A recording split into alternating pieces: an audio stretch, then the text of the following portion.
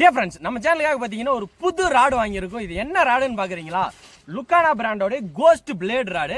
ஏன்னா 1.5 மாதம் பழைய ராடு எடுத்துட்டு வந்து இப்போ அன்பாக்சிங் பண்ணுறேன்னு பார்க்குறீங்களா? இது பார்த்தீங்கன்னா 1.5 மாதம் முன்னாடியே வாங்கின ராடு தான். இது வரைக்கும் கொஞ்சம் அன்பாக்சிங் போட முடியாமல் தள்ளி போயிட்டு இருந்துச்சு. இன்னைக்கு இந்த ராடை ஃபுல்லாக பார்த்துடலாம்.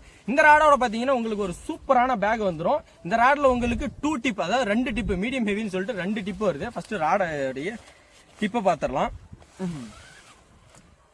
வா, இதுதான் பார்த்தீங்கன்னா டிப்புங்க. டிப்பு ஹெவி, மீடியம் ஹெவி 2 டிப்பு வந்துடும். இதுல பாத்தீங்கன்னா மொத்தம் 6 கைடு. டிப்புக்கு பாத்தீங்கன்னா 6 கைடு, 6மே பாத்தீங்கன்னா கே கைடு தான் கொடுத்துருக்காங்க.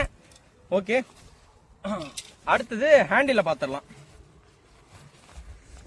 ஹேண்டில் எங்கப்பா, ஹேண்டில் பாத்தீங்கன்னா பார்க்கறதுக்கு செம்ம அட்ராக்டிவ் ஆகிற மாதிரி ஒரு சூப்பரான ஹேண்டில் கொடுத்துருக்காங்க.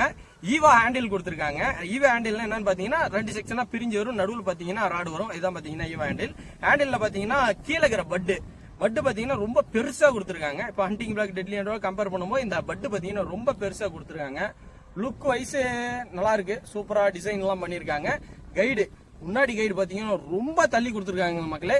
இதனால பாத்தீங்கன்னா நீங்க ஸ்பின்னிங் ரீல்ல காசு பண்ற மாதிரி இருந்தா அந்த கான்டாக்ட் உங்களுக்கு ஸ்ட்ரெயிட்டா கிடைக்கிறதுனால ஓரளவுக்கு லாங் கிடைக்கும். அடுத்தது ரீலோடைய மற்ற சிறப்பம்சங்கள். ரீல் பாத்தீங்கன்னா 2010 கார்பன் யூஸ் பண்ணியிருக்காங்க. அதனால பாத்தீங்கன்னா ஷாக் ரெசிஸ்டன்ட் இதெல்லாம் கிடையாது. ஒரு டவர் கடியில அடுத்தது இடிக்கும் போது அந்த மாதிரி டைம்ல ராடை யூஸ் பண்ணக்கூடாதுன்னு சொல்லியிருக்காங்க. காஸ்டிங் வெயிட் மீடியமுக்கு பாத்தீங்கன்னா 10 to 40 கிராம், ஹெவிக்கு பாத்தீங்கன்னா 20 to 60 கிராம் கொடுத்துருக்காங்க. அடுத்தது பாத்தீங்கன்னா இந்த மாதிரி நம்ம ராடை இன்சர்ட் பண்ணும்போது இந்த கேப், இந்த ராடு பாத்தீங்கன்னா மேலுக்கும் கீழுக்கும் நடுவில் இன்சர்ட் பண்ணும்போது நடுவில் பாத்தீங்கன்னா ஒரு 1/2 இன்ச் கேப் இழுது.